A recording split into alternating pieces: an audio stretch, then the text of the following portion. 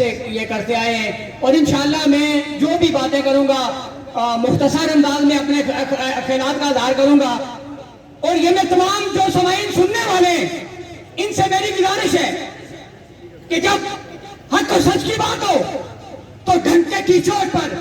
اپنے قوت ایمانی کو جگاتے ہوئے حق کی بات کرے. آپ نے ایسے قبرستان بھی بھرے پڑے دیکھے ہوں گے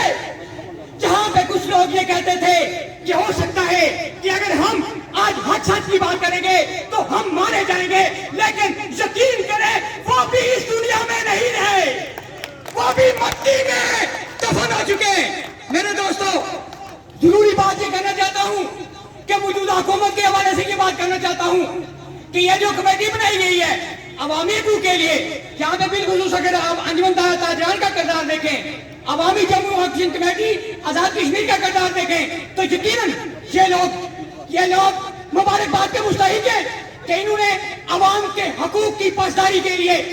اپنے تمام تر توانائیوں کو بروئے کار لاتے ہوئے عملی طور پر یہ جو جدوجہد کا آغاز کیا ہے، اسی جدوجہد کی جو عکاسی آج کا یہ جلسہ بات کرتا ہے، اور یہ جلسہ اس بات کی گواہی کرتا ہے کہ آگے ہمارا جو چارٹر آف ڈیمانڈ پہ عمل درآمد ابھی تک تو ہمیں لالی پاپ کرنے کی کوشش کی جا رہی ہے. ہم کیا کوئی بچے ہیں؟ ہم نے انہی روڈوں پہ زندگی کے 15-20 سال جو ہم نے انہی روڈوں پہ حقیقی جدوجہد کے لیے اپنے آپ کو صرف نہ وقف کیا بلکہ لاٹھیوں کا سامنا کیا، بلکہ پابند سلاسل ہوئے، لیکن کبھی بھی اپنے حق سے پیچھے نہیں ہٹے. میں آج یہ بات کرنا چاہتا ہوں کہ جو کمیٹی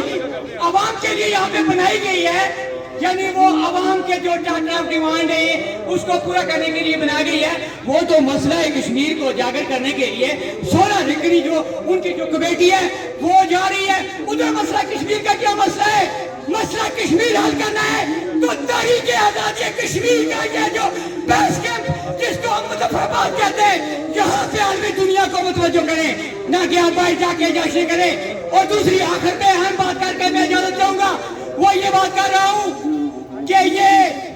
جو عوام کے حقوق کے لیے یہ جو آپ